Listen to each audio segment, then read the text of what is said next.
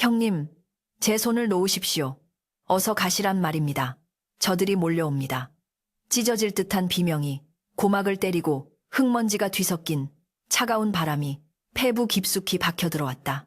수천 명의 굶주린 군중이 마치 성난 파도처럼 관아의 좁은 문을 향해 쇄도하고 있었고, 그 아수라장 속에서 강사는 아우달수의 손목을 부서져라 움켜쥐고 있었다. 사람들의 발길질과 밀치기에 이리저리 치이면서도 그는 핏줄이 터진 눈으로 오직 아우의 얼굴만을 쫓았으나 이미 달수의 몸은 거대한 인파의 소용돌이 속으로 반쯤 잠겨 들어가고 있었다. 피냄새와 땀냄새, 그리고 썩어가는 시신의 악취가 진동하는 그 생지옥 같은 현장에서 12살 달수의 왜소한 몸뚱이는 거친 파도 앞에 낙엽처럼 위태로워 보였다. 강사는 자신의 손톱이 아우의 살점을 파고들 정도로 힘을 주었지만 굶주림으로 힘이 빠진 팔은 야속하게도 점점 떨려오고 있었다. 안 된다. 내가 너를 어찌 놓고 간단 말이냐. 죽어도 같이 죽고 살아도 같이 산다. 하지 않았더냐. 강산의 절규는 성난 군중의 함성에 묻혀 공허한 메아리가 되어 흩어졌고, 그 순간 누군가의 거친 발길질이 강산의 명치를 강타했다. 숨이 턱 막히며 시야가 하얗게 전멸하는 찰나의 순간 달수는 마지막 힘을 짜내어 형의 가슴팍을 거칠게 밀쳐내며 뒤로 넘어뜨렸다. 그 작은 손에서 뿜어져 나온 것이라고는 믿기지 않을 만큼의 엄청난 괴력이 강산을 인파의 가장자리, 비교적 안전한 언덕배기로 날려보냈고, 그 반동으로 달수는 성난 군중의 발밑으로 빨려 들어갔다. 형님, 꼭 살아남으셔야 합니다. 살아서 나중에 쌀밥 배불리 먹게 해준다는 약속 지키셔야 합니다. 아우의 마지막 외침은 몰려드는 사람들의 등 뒤로 사라졌고, 강산이 정신을 차리고 다시 그곳을 바라보았을 때는 이미 달수의 모습은 온데간데 없고 오직 흙먼지를 일으키며 서로를 짓밟는 광기, 어린 사람들의 뒤통수만이 가득할 뿐이었다. 강산은 짐승 같은 울음소리를 토해내며 다시 그 인파 속으로 뛰어들려 했으나 관아의 포졸들이 휘두르는 몽둥이와 창날이 빗발치며 접근조차 허락하지 않았다. 하늘은 무심하게도 잿빛 구름을 들이운 채 굵은 눈발을 흩뿌리기 시작했고, 차가운 눈송이는 강산의 뜨거운 눈물 위로 내려앉아 소리 없이 녹아내렸다. 이 비극적인 이별의 서막은 그해 겨울 조선 팔도를 덮친 유례없는 대기근에서 시작되었다. 하늘이 노한 것인지 땅이 저주받은 것인지 봄부터 시작된 가뭄은 여름의 홍수로 이어졌고, 가을에는 때 아닌 서리와 우박이 내려 곡식은 여물기도 전에 썩어 문드러졌다. 백성들은 초근목 피로 연명하다 못해 흙을 파먹고 급기야는 길가에 쓰러진 시신을 탐하는 지경에 이르렀으니 그야말로 아비규환의 생지옥이 따로 없었다. 부모님을 역병으로 잃고 고아가 된 15강산과 12살 달수 형제에게 세상은 더욱 가혹하고 냉혹했다. 그들은 뼈만 앙상하게 남은 몸을 이끌고 정처 없이 남쪽으로 향했다. 따뜻한 남쪽 지방에 가면 먹을 것이 있다는 뜬 소문 하나만을 믿고 시작한 여정이었으나 가는 곳마다 굶어 죽은 시신들이 산을 이루고 있었고, 살아있는 사람들의 눈빛은 굶주린 늑대보다 더 섬뜩하게 번들거렸다. 사흘에는 칼바람이 불어닥친 어느 날, 형제는 인적 드문 산길을 걷다 탈진하여 쓰러지고 말았다. 얼어붙은 땅바닥에 엎드려 가쁜 숨을 몰아쉬던 강산의 눈에 무언가 딱딱하고 작은 물체가 들어왔다. 처음에는 그저 굴러다니는 돌멩이인 줄 알았으나 희미한 달빛에 반사되는 그것은 분명 말라 비틀어진 콩 한쪽이었다. 누군가 흘리고 간 것인지 아니면 짐승이 물어다 놓은 것인지 알 수 없었지만 며칠 동안 물 한 모금 제대로 마시지 못한 그들에게 그것은 천금보다 귀한 생명줄과도 같았다. 강사는 떨리는 손으로 콩을 집어들고 흙을 털어냈다. 돌처럼 딱딱하게 굳어버린 콩알 하나를 두고 형제는 서로의 눈을 바라보았다. 달수는 침을 꼴깍 삼키면서도 차마 형에게 달라는 말을 하지 못하고 그저 눈만 껌뻑이고 있었고, 강사는 굶주림에 지친 아우의 그 뜻한 눈동자를 보며 가슴이 미어지는 듯한 통증을 느꼈다. 강사는 주저없이 콩을 자신의 입으로 가져가 앞니로 힘껏 깨물었다. 탁 하는 소리와 함께 콩이 정확히 반으로 갈라졌고, 강사는 그중 조금 더 큰 쪽을 달수의 손바닥 위에 올려놓았다. 달수야, 이것을 보아라.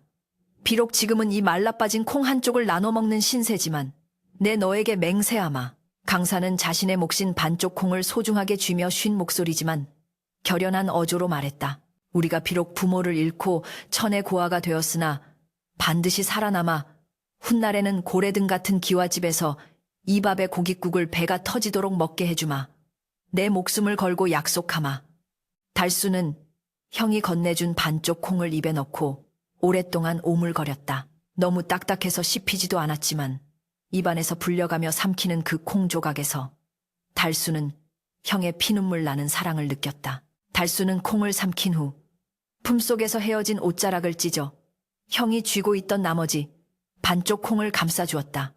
형님, 이 반쪽은 드시지 말고 가지고 계십시오. 나중에 우리가 다시 만나 잘 살게 되었을 때 그때 이 반쪽을 보며 오늘의 배고픔을 잊지 맙시다.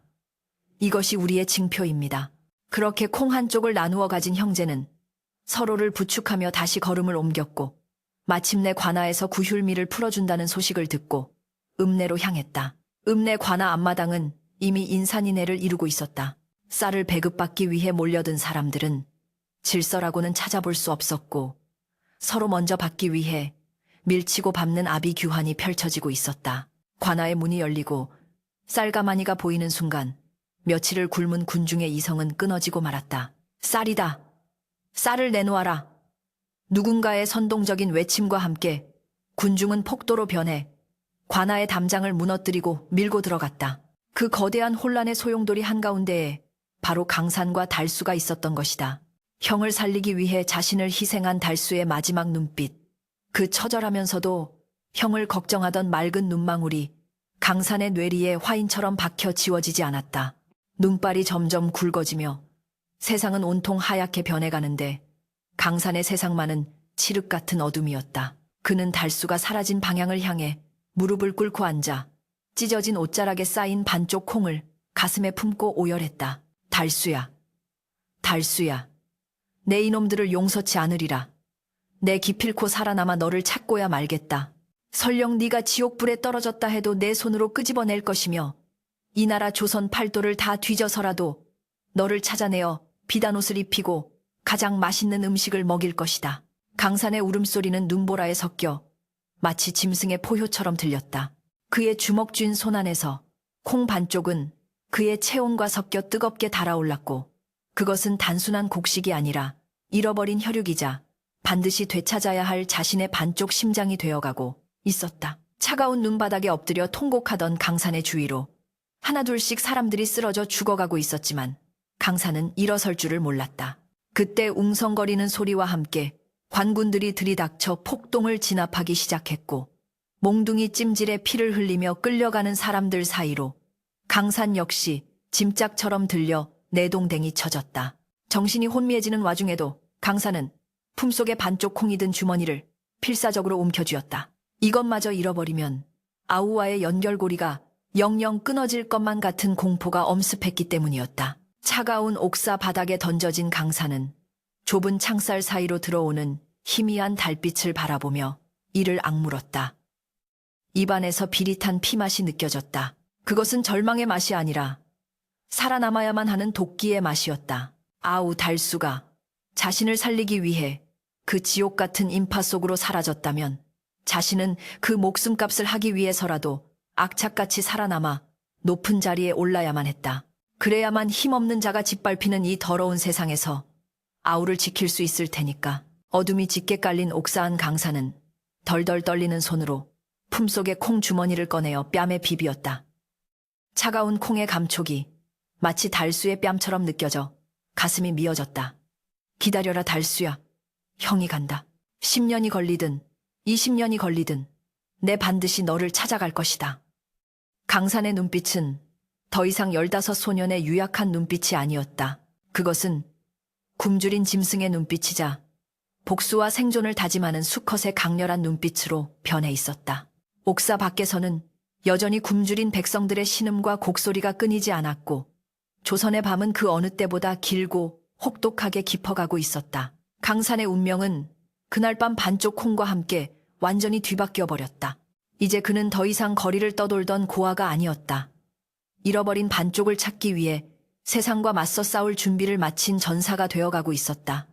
무심한 세월은 유수와 같다더니 강산과 달수 형제가 생이별을 한 그 눈보라치던 날로부터 어느덧 40년이라는 긴 성상이 흘러갔다. 그동안 조선의 산천은 40번이나 푸르름과 헐벗음을 반복했고 강산의 검던 머리칼에도 하얀 서리가 내려앉았다. 이제 강산은 더 이상 굶주림에 떨며 거리를 배회하던 비렁뱅이 소년이 아니었다. 그는 지금 붉은 관복에 학이 수놓아진 흉배를 달고 만인지상 1인지하의 자리인 영의정에 올라 있었다.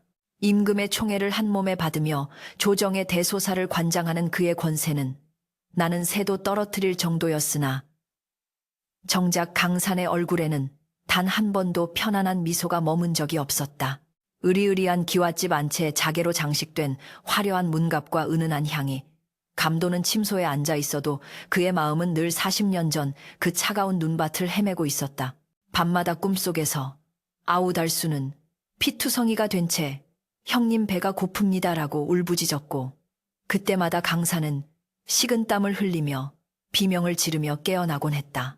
그의 밥상에는 산의 진미가 가득 차려졌지만 목구멍으로 넘어가는 것은 모래알처럼 까끌까끌할 뿐이었고 기름진 고기 반찬을 볼 때마다 굶주림에 콩 한쪽을 양보했던 아우의 앙상한 손이 떠올라 수저를 들 수가 없었다. 강산은 조정에서는 서리빨 같은 기계로 탐과 놀이들을 벌벌 떨게 만드는 대쪽 같은 재상으로 칭송받았다. 그는 백성들의 고혈을 짜내는 지방 수령들을 가차없이 파직하고 흉년이 들면 자신의 곳간을 제일 먼저 열어 굶주리는 이들을 구휼했다.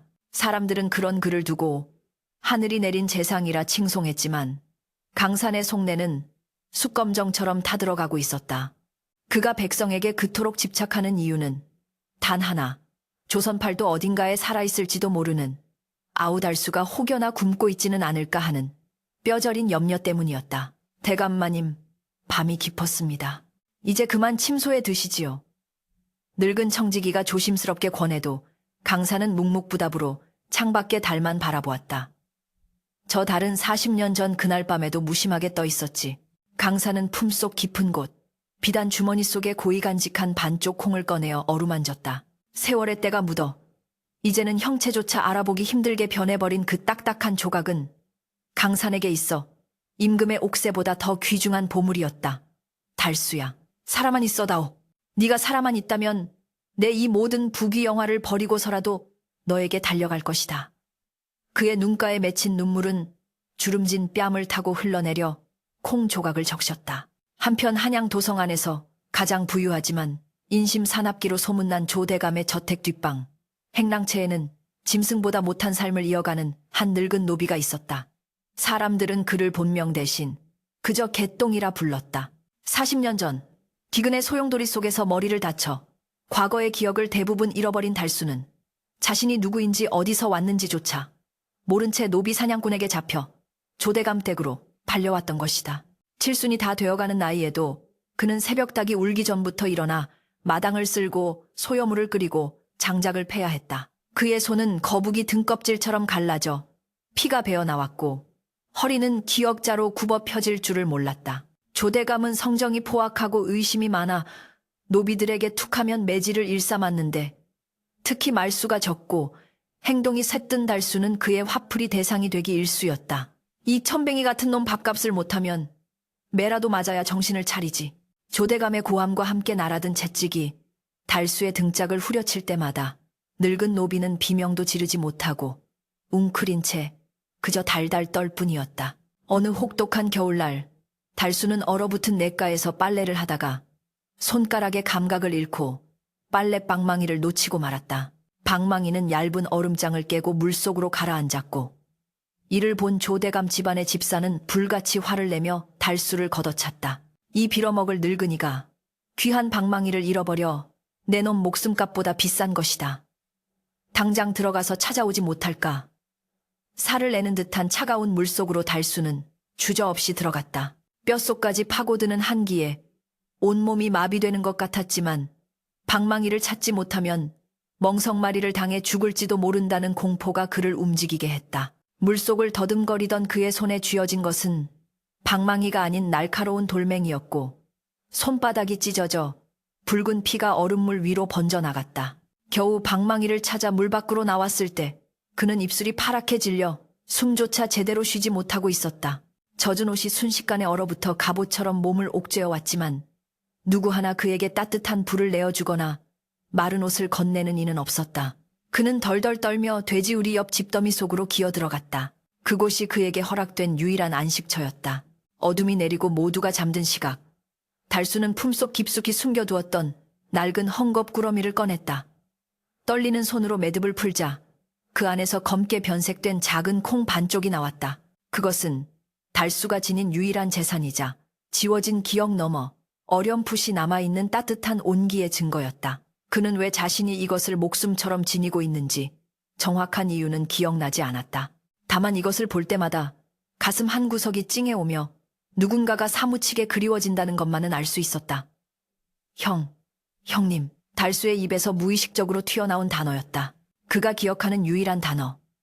달수는 거칠어진 엄지손가락으로 반들반들해진 콩의 표면을 쓸어내렸다. 40년 동안 얼마나 만지작거렸는지 콩은 돌처럼 단단해지고 보석처럼 윤이 나고 있었다. 형님, 저 안 죽었습니다. 오늘도 살았습니다. 배가 많이 고프지만 그래도 살았습니다. 허공을 향해 중얼거리는 그의 목소리는 갈라지고 쇠잔했지만 그 눈빛만은 기이할 정도로 맑게 빛나고 있었다. 그 시각 영의정 강산 역시 잠들지 못하고 정자에 나와 앉아 있었다. 화려한 궁궐의 기와지붕 너머로 보이는 달이나 돼지우리 지푸라기 사이로 보이는 달이나 똑같이 차갑고 시렸다. 강산은 자신의 지위가 높아질수록 재물이 쌓일수록 죄책감의 무게 또한 비례하여 커지는 것을 느꼈다. 그는 자신이 입고 있는 비단 옷이 아우의 가죽을 벗겨 만든 것 같아 소름이 끼쳤고 자신이 마시는 술이 아우의 피인 것 같아 역겨움을 느꼈다. 내일은 조대감 댁에서 큰 연회가 열린다고 했던가. 강산은 혼잣말로 중얼거렸다. 조대감이 백성들의 고혈을 짜내어 불을 축적하고 있다는 상소문이 빗발치고 있었다. 강산은 단순한 연회 참석이 아니라 암행을 통해 조대감의 비리를 낱낱이 파헤치리라 마음먹었다. 그것이 굶주림에 고통받는 백성을 위한 길이자 어딘가에서 고통받고 있을지 모를 아우에게 속죄하는 길이라 믿었다. 운명의 수레바퀴는 그렇게 다시 서서히 돌기 시작했다. 구중궁궐의 가장 높은 곳에 있는 형과 진흙탕 바닥의 가장 낮은 곳에 있는 아우가 40년 만에 조우할 시간이 다가오고 있었으나 그 만남이 얼마나 비극적이고 처절한 모습일지는 아무도 알지 못했다. 다음 날 아침 조대감의 집은 연회 준비로 분주했다.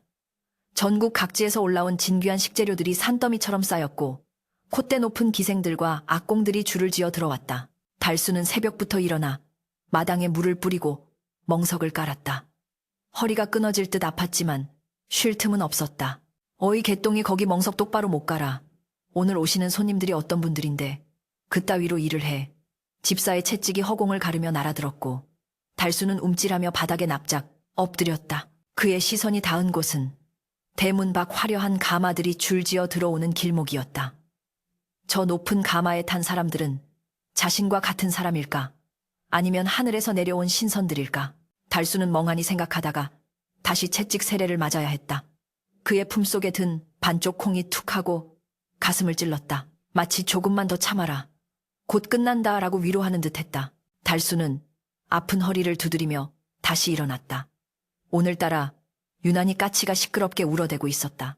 그것이 반가운 손님이 올 징조인지 아니면 불길한 재앙의 예고인지는 알 수 없었으나 달수의 가슴은 이유 없이 쿵쾅거리기 시작했다. 화려한 청사초롱이 밤하늘을 수놓고 덩실덩실 춤을 추는 기생들의 옷자락에서 풍기는 분. 냄새가 진동하는 조대감의 저택은 그야말로 별천지였다. 담장 밖.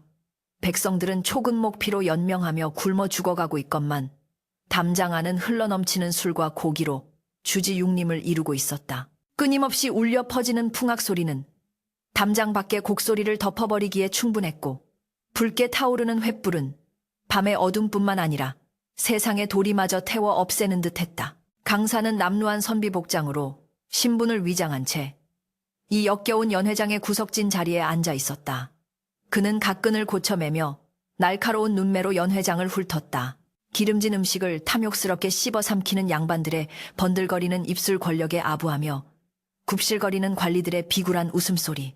그 모든 것이 강산에게는 지옥의 아귀들처럼 보였다. 그의 소매 안주먹 쥔 손에는 식은땀이 배어 나왔다. 당장이라도 상을 얻고 호통을 치고 싶었으나 꼬리 자르기로 빠져나갈 조대감의 교활함을 알기에 결정적인 증좌를 잡기 위해 끓어오르는 분노를 억누르고 있었다. 한편 연 회장의 가장 낮은 곳, 부엌과 연 회장을 오가는 길목은 지옥도나 다름없었다. 쉴 새 없이 밀려드는 주문에 노비들은 발바닥에 불이 나도록 뛰어다녀야 했다. 늙고 병든 달수 역시 예외는 아니었다. 개똥아 술이 떨어졌다지 않느냐. 저기 광에 가서 천일주 항아리를 내오너라. 귀한 술이니 한 방울이라도 흘렸다가는 내놓은 목숨으로 갚아야 할 게다. 집사의 호통에 달수는 비틀거리는 몸을 일으켰다. 며칠째 물 한 모금 제대로 마시지 못한 그의 눈앞은 핑핑 돌았고 다리는 썩은 나무 토막처럼 후들거렸다. 광에서 꺼내온 술항아리는 늙은 그가 감당하기에는 너무나 무거웠다. 하지만 달수는 이를 악물었다. 품속의 반쪽 콩이 가슴을 찔러올 때마다 살아야 한다. 형을 만날 때까지는 죽을 수 없다는 일념 하나로 버티고 있었다. 달수가 비틀거리며 연 회장 한복판을 가로지를 때였다. 술에 취해 비틀거리던 한 젊은 양반이 춤을 추듯 팔을 휘저었고 그 팔이 달수의 어깨를 강하게 쳤다. 의구의마디 비명과 함께 달수의 중심이 무너졌다. 슬로모션처럼 달수의 품에서 떠난 거대한 술항아리가 허공을 갈랐고 이내 와장창 하는 굉음과 함께 산산조각이 났다. 수십 년을 묵혀 빚은 귀하디 귀한 천일주가 사방으로 튀었고 향긋한 술 냄새가 진동하는 가운데 연 회장은 순식간에 찬물을 끼얹은 듯 정적에 휩싸였다. 깨진 항아리 조각은 하필이면 상석에 앉아있던 조대감의 비단 옷자락을 찢어놓았고 붉은 술은 그의 희고 고운 버선 위로 핏물처럼 번져나갔다. 흥겨운 풍악 소리도 기생들의 웃음소리도 일순간에 멈추었다. 오직 바닥에 엎드려 사시나무 떨듯 떨고 있는 늙은 노비의 거친 숨소리만이 그 정적을 메우고 있었다. 이 천하의 몹쓸 놈이 조대감의 얼굴이 붉은 대추처럼 달아오르더니 이내 시퍼렇게 질려갔다. 그것은 단순한 분노가 아니라 자신의 권위가 천한 노비 따위에게 침범당했다는 모욕감에서 오는 살기였다. 조대감은 들고 있던 술잔을 달수의 머리를 향해 집어던졌다. 퍽 하는 소리와 함께 달수의 이마에서 검붉은 피가 주르륵 흘러내려 눈을 가렸다. 여봐라. 저놈을 당장 멍석에 말아라. 감히 내 귀한 술을 버리고 내 옷을 망쳐 오늘 저놈의 뼈를 추려서 거름으로 쓰겠다. 쳐라. 숨이 끊어질 때까지 쳐라. 조대감의 고함 소리가 떨어지기가 무섭게 건장한 하인들이 달려들어 달수를 질질 끌어냈다. 달수는 살려달라고 빌 힘조차 없었다. 그저 깨진 항아리 조각에 베인 손으로 가슴팍을 움켜뿐이었다. 형님, 죄송합니다. 약속을 못 지킬 것 같습니다. 마당 한가운데 거적대기가 깔리고 하인들은 달수를 짐짝처럼 던져넣고는 거칠게 둘둘 말았다. 멍석 위로 굵은 몽둥이들이 춤을 추듯 날아들었다. 퍽퍽퍽 둔탁한 타격음이 연 회장의 정적을 깨고 울려 퍼졌다. 뼈가 부러지는 소리, 살점이 터지는 소리가 들려왔지만 멍석 안의 늙은 노비는 비명조차 지르지 못했다. 그저 끙, 끙, 앓는 소리만 간신히 새어나올 뿐이었다. 연 회장의 양반들은 그 끔찍한 광경을 보면서도 혀를 차거나 술맛이 떨어졌다고 투덜거릴 뿐 아무도 그 잔인한 폭력을 말리려 하지 않았다. 그들에게 노비의 목숨은 파리 목숨보다 하찮은 것이었으며 깨진 술항아리보다 가치 없는 소모품에 불과했기 때문이었다. 몽둥이질이 계속될수록 멍석 밖으로 붉은 선혈이 배어나와 마당에 흙을 적셨다. 구석자리에 앉아 이 모든 광경을 지켜보던 강산의 심장은 걷잡을 수 없이 요동치기 시작했다. 처음에는 그저 자낙무도한 양반들의 행태에 대한 분노인 줄 알았다. 하지만 멍석 안에서 흘러나오는 짐승의 신음 같은 그 쉰 목소리가 강산의 귓가를 파고드는 순간 그의 머릿속에서 번개 같은 섬광이 스쳤다. 그것은 40년 전 인파 속으로 사라지기 직전 아우 달수가 내뱉었던 마지막 숨소리와 너무나 닮아 있었다.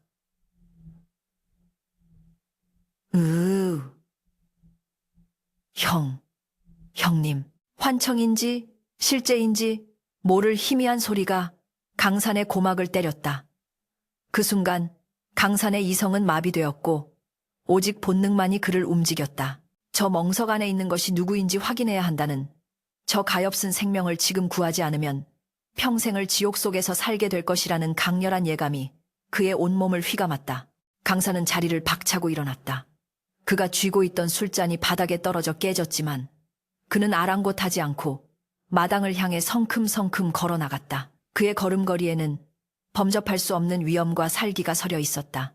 몽둥이를 휘두르던 하인들이 낯선 사내의 등장에 흠칫 놀라 멈칫한 사이 강사는 멍석 앞으로 다가가 벼락 같은 호통을 쳤다. 그만두라, 내 눈앞에서 살인을 저지르려 하느냐.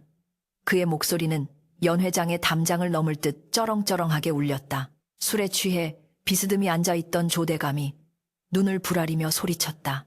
네, 이놈 너는 누구기에 감히 내 집안일에 참견이냐. 내 노비를 내가 죽이든 살리든 내 놈이 무슨 상관이란 말이냐. 여봐라, 저 미친놈도 같이 멍석에 말아버려라. 조대감의 말이 끝나기도 전에 하인들이 몽둥이를 고쳐잡고 강산을 위협하며 다가왔다. 하지만 강산은 눈 하나 깜짝하지 않았다. 그는 천천히 허리춤에서 마패를 꺼내는 대신 그보다 더 서늘하고 날카로운 눈빛으로 조대감을 쏘아보았다.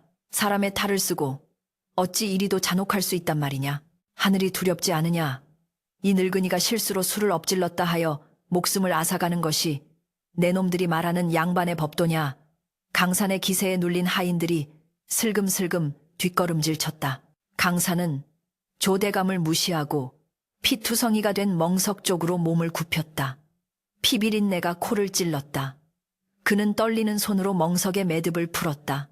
거친 멍석이 거치자 피범벅이 되어 웅크리고 있는 늙고 왜소한 사내의 모습이 드러났다. 찢어진 옷 사이로 앙상하게 드러난 갈비뼈는 금방이라도 부러질 듯 위태로웠고 하얗게 센 머리카락은 피와 흙으로 엉겨 붙어 있었다. 강사는 숨을 멈추고 그 처참한 몰골을 내려다보았다. 노비의 얼굴은 피와 멍으로 얼룩져 형체를 알아보기 힘들었지만 고통 속에서도 무언가를 필사적으로 움켜쥐고 있는 그의 오른손이 강산의 시선을 사로잡았다. 그 손은 경련을 일으키며 가슴팍의 안주머니를 감싸고 있었다. 죽음의 문턱에서도 절대 놓지 않으려는 그 집요한 손동작. 강산은 이유를 알 수 없는 눈물이 핑 도는 것을 느꼈다. 40년 전 반쪽 콩을 건네받으며 형님, 이것은 우리의 징표입니다 라고 말하던 아우의 고사리 같은 손이 겹쳐 보였기 때문이었다. 강산은 무릎을 꿇고 앉아 노비의 어깨를 조심스럽게 흔들었다. 이보시오, 정신 차리시오. 내 말이 들리시오. 그때였다. 조대감이 분을 참지 못하고 직접 마당으로 뛰어내려왔다. 이놈이 정녕 죽고 싶어 환장을 했구나. 감히 영의정 대감과 사돈을 맺은 이 조대감의 마당에서 행패를 부려. 조대감은 옆에 있던 하인의 몽둥이를 빼앗아 들고 강산의 등짝을 향해 내리치려 했다. 그 절체절명의 순간 멍석에 누워있던 달수가 기적처럼 눈을 떴다. 흐릿한 시야 속에 자신을 감싸고 있는 낯선 사내의 모습이 들어왔다. 그리고 그 사내 뒤로 날아드는 몽둥이를 본 순간 달수의 몸이 반사적으로 튀어올랐다. 안 돼. 달수는 마지막 남은 힘을 짜내어 강산을 끌어안으며 자신의 등으로 몽둥이를 받아냈다. 퍽! 둔탁한 소리와 함께 달수는 피를 토하며 강산의 품으로 무너져 내렸다. 강산은 자신의 품에 안긴 노비의 축 늘어진 몸을 받아 안으며 경악했다. 따뜻한 피가 자신의 옷을 적시는 것을 느끼며 강산은 멍하니 노비의 얼굴을 바라보았다. 피 묻은 입술이 달달 떨리며 무언가 말하려 하고 있었다. 그리고 힘없이 풀어진 노비의 손에서 낡고해진 작은 주머니 하나가 툭 하고 바닥으로 떨어졌다. 주머니의 매듭이 풀리며 그 안에서 검고 딱딱한 물체 하나가 대굴대굴 굴러나와 강산의 무릎 앞에 멈췄다. 횃불의 불빛을 받아 반짝이는 그것은 세상 그 어떤 보석보다도 강산의 심장을 꿰뚫는 충격적인 물건이었다. 강산의 눈동자가 지진이 난 듯 흔들렸다.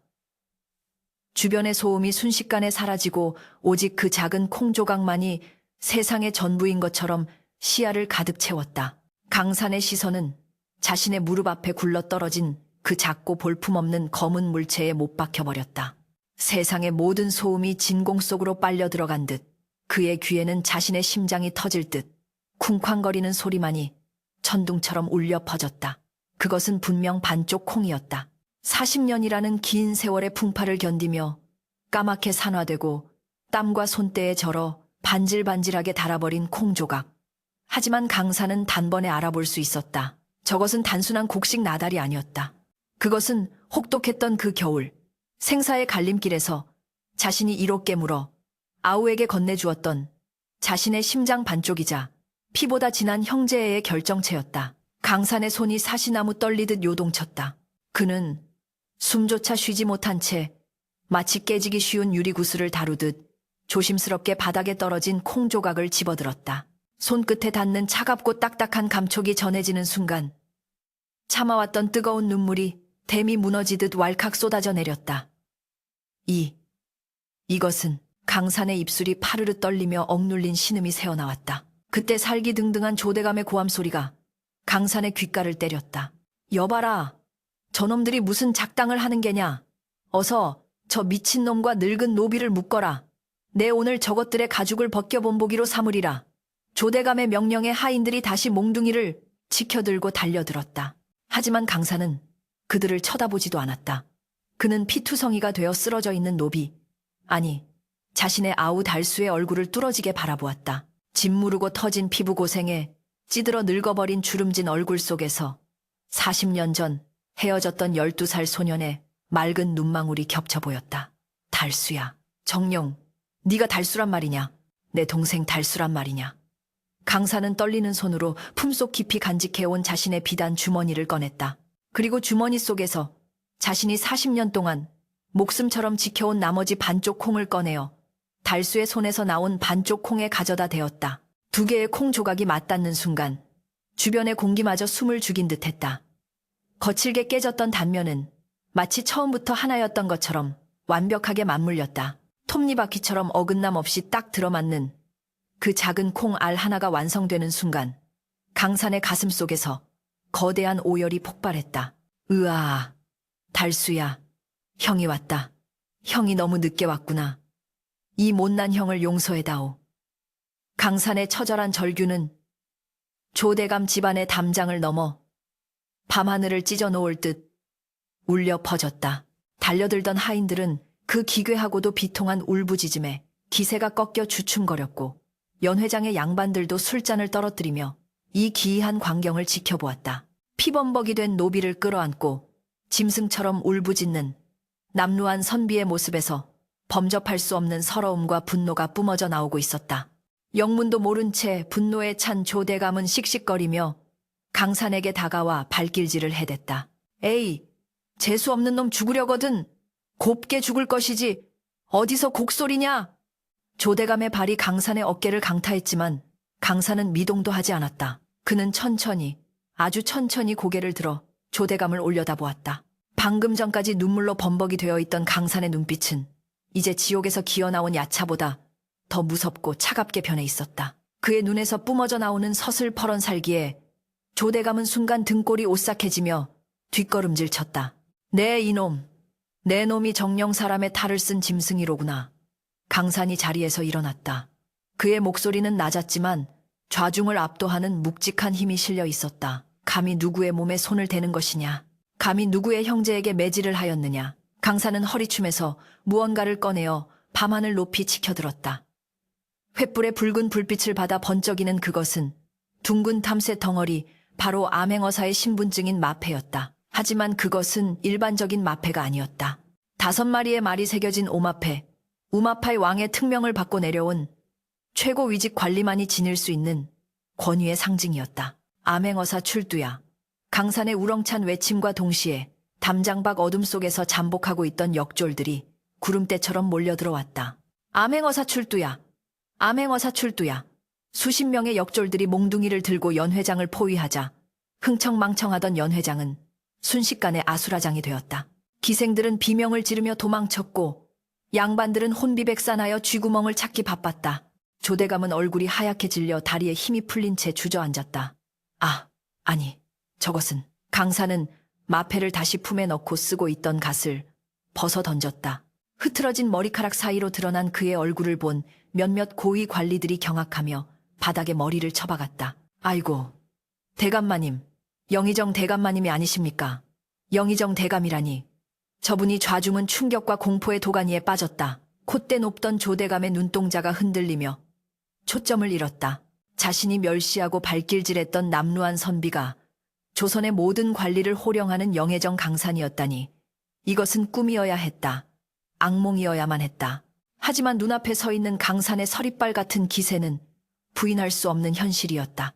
강산은 뚜벅뚜벅 걸어 조대감의 코앞까지 다가갔다. 그는 품에서 합쳐진 콩 하나를 꺼내어 조대감의 눈앞에 들이밀었다. 조가야 잘 보거라. 이것이 무엇인지 아느냐. 강산의 목소리는 분노를 억누르느라 가늘게 떨리고 있었다. 조대감은 덜덜 떨며 아무 말도 하지 못했다. 이것은 썩어 문드러진 콩 한 쪽이다. 하지만 나에게는, 그리고 내 아우에게는 생명과도 같은 것이다. 내 놈이 마시는 그 술 한 잔, 내 놈이 입고 있는 그 비단옷 한 벌이 백성들에게는 이 콩 한 쪽보다 못한 사치요. 피눈물임을 내 놈은 알지 못했다. 강산은 콩을 다시 소중히 쥐고 천둥 같은 호통을 쳤다. 내 놈은 탐욕에 눈이 멀어 백성의 고혈을 빨고 그것도 모자라 내 유일한 혈육인 아우를 짐승처럼 부리고 죽음 직전까지 몰아넣었다. 내 죄는 능지처참을 당해도 모자랄 것이다. 대감마님, 살려주십시오. 저는 그저 노비가 실수를 하여 훈육을 하려 했을 뿐입니다. 저 늙은이가 대감의 아우분일 줄은 꿈에도 몰랐습니다. 조대감은 바닥에 이마를 또 쓰며 비굴하게 목숨을 구걸했다. 그러나 강산의 표정은 싸늘했다. 몰랐다. 내 놈의 집에서 일하는 모든 노비가, 내 놈이 착취하는 모든 백성이 누군가의 귀한 자식이요 형제임을 몰랐단 말이냐. 그것을 모르는 것이 바로 내 놈의 가장 큰 죄니라. 강산은 뒤에 서 있는 포졸들에게 손짓했다. 여봐라. 대역죄인 조가를 당장 포박하여 형조로 압송하라. 그가 부정축제한 모든 재산은 몰수하여 국고로 환수하고 굶주리는 백성들에게 나누어 주도록 하라. 그리고 이 집안의 노비, 문서를 모두 가져와 불태워버려라. 추상 같은 명령이 떨어지자 포졸들이 조대감을 굴비 엮듯 묶어 끌고 나갔다. 조대감의 처절한 비명소리가 멀어질 때까지 강산은 차가운 눈으로 그 뒷모습을 노려보았다. 악인이 사라진 마당에는 정적만이 감돌았다. 강산은 천천히 몸을 돌려 다시 쓰러져 있는 달수에게로 다가갔다. 그는 입고 있던 겉옷을 벗어 피투성이가 된 아우의 몸을 감싸 안았다. 달수야, 달수야. 정신 좀 차려보거라. 형이다. 형이 왔다. 강산의 뜨거운 눈물이 달수의 얼굴 위로 뚝뚝 떨어졌다. 그 온기 때문일까? 혼절에 있던 달수가 희미하게 눈을 떴다. 초점 없는 눈동자가 허공을 헤매다 강산의 얼굴에 머물렀다. 형님. 달수의 입술이 달싹이며 모기만한 소리가 새어나왔다. 그래 나다. 네, 형 강산이다. 우리가 만났다. 40년 만에 만났어. 강산은 아우의 거친 손을 자신의 뺨에 가져다 대며 오열했다. 달수의 시선이 강산의 손에 들린 합쳐진 콩으로 향했다. 그의 입가에 희미한 미소가 번졌다. 형님, 콩이 하나가 되었습니다. 달수의 목소리는 금방이라도 끊어질 듯 위태로웠지만 그 안에는 깊은 안도감이 배어 있었다. 그래, 하나가 되었다. 이제 우리 형제도 하나다. 다시는 헤어지지 말자. 강산은 아우를 번쩍 안아 올렸다. 깃털처럼 가벼운 아우의 무게에 가슴이 찢어지는 듯했다. 하지만 강산은 이를 악물고 일어섰다. 이제 아우를 지키는 것은 자신의 몫이었다. 가자 달수야.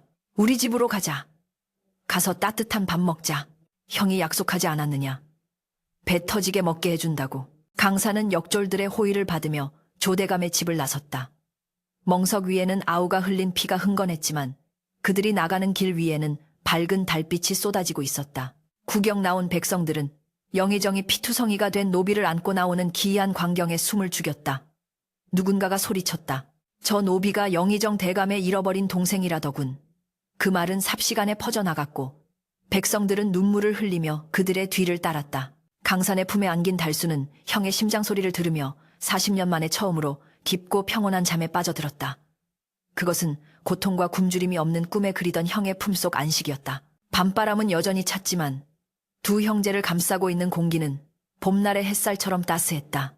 40년 전 찢어졌던 운명은 콩 한쪽이 맞물리듯 그렇게 다시 이어지고 있었다. 영해정 강산의 저택 안 채 덮여진 온돌방의 아랫목은 한겨울의 추위가 무색할 만큼 따스했다. 방 안에는 은은한 한약 냄새가 감돌고 있었고 화로 위에서는 약탕기가 보글보글 끓으며 하얀 김을 피워 올리고 있었다. 강산은 사흘 밤낮을 한숨도 자지 않고 병석에 누운 아우의 곁을 지켰다. 비단 이불을 덮고 누운 달수의 얼굴은 여전히 창백하고 앙상했지만 조대감의 집 멍석 위에서 죽음을 기다리던 때에 그 처참한 기색은 많이 가셨다.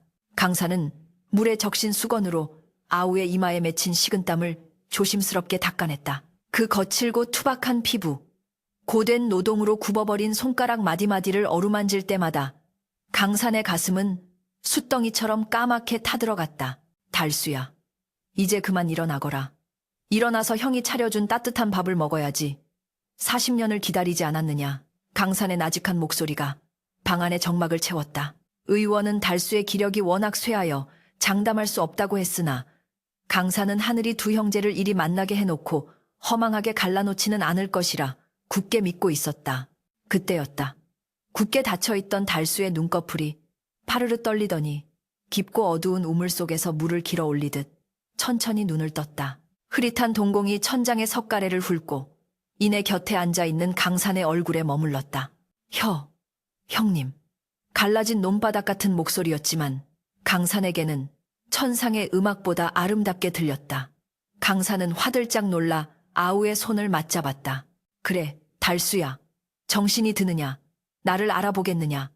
달수는 꿈인지 생시인지 분간하려는 듯 눈을 몇 번 깜빡이더니 자신의 몸을 감싸고 있는 부드러운 이불의 감촉에 놀란 표정을 지었다. 여기가 저승입니까? 형님도 돌아가신 겁니까? 그 순박하고도 가슴 아픈 물음에 강사는 눈물을 삼키며 고개를 저었다. 아니다. 이곳은 이승이다. 그것도 형의 집 안방이다. 우리가 살았다. 네가 살고 내가 살아서 드디어 함께 있게 된 것이다. 강사는 즉시 하인들을 불러먹을 것을 차려오라 명했다. 가장 부드럽고 소화가 잘 되는 죽과 푹 고운 고깃국을 내오너라. 그리고 40년 전 약속했던 이밥김이 모락모락 나는 하얀 쌀밥을 고봉으로 담아오너라. 잠시 후 상다리가 휘어질 듯한 밥상이 방 안으로 들어왔다. 윤기가 자르르 흐르는 흰 쌀밥, 맑은 국물에 고기가 듬뿍 들어간 탕, 형형색색의 나물과 전들이 정갈하게 담겨 있었다. 그 음식 냄새가 코끝을 스치자 달수의 투판 눈에 생기가 돌기 시작했다. 평생 보리밥 꽁다리나 식은 밥덩어리로 끼니를 때우던 그에게 눈앞의 광경은 상상 속에서나 그리던 천국의 식탁이었다. 강사는 손수 수저를 들어 아우의 손에 쥐어주었다. 자, 들거라. 마음껏 먹거라. 다 먹으면 또 내오고 또 내올 것이다.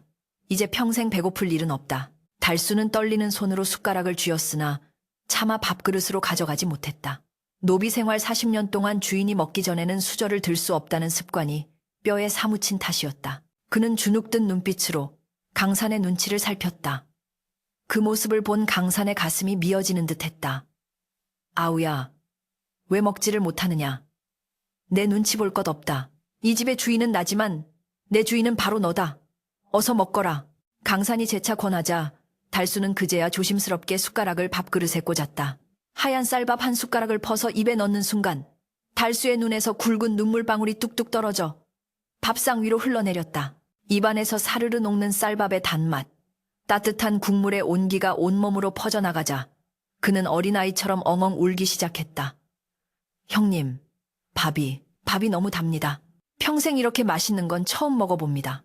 으흐흑. 강사는 밥상 머리에 마주 앉아 아우가 밥을 먹는 모습을 하염없이 지켜보았다. 자신이 누려온 호의호식, 자신이 입었던 비단옷, 그 모든 것이 아우의 희생 위에서 가능했던 것임을 뼈저리게 느꼈다.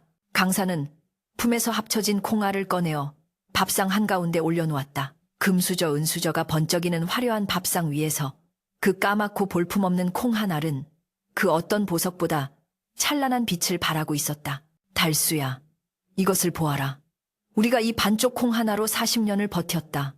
네가 굶주림을 참고 견뎌준 덕분에 내가 살았고 오늘이 있었다.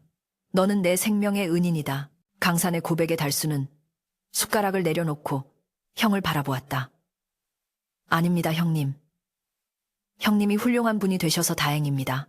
제가 만약 그때 형님을 밀쳐내지 않았다면 둘 다 죽었거나 저처럼 천한 노비가 되어 평생 고생만 했을지도 모릅니다. 형님이 영의정이 되셨으니 제 고생은 헛된 것이 아니었습니다. 비록 배움은 없으나 속 깊은 아우의 말에 강사는 자리에서 일어나 아우를 와락 껴안았다. 고맙다. 정말 고맙다. 내 남은 생은 너를 위해 살겠다. 네가 잃어버린 40년 세월 형이 10배 100배로 갚아주마. 두 늙은 형제는 서로를 부둥켜 안고 오랫동안 눈물을 쏟아냈다. 그들의 눈물은 지난 세월의 고통을 씻어내고 얼어붙었던 가슴을 녹이는 봄비와도 같았다.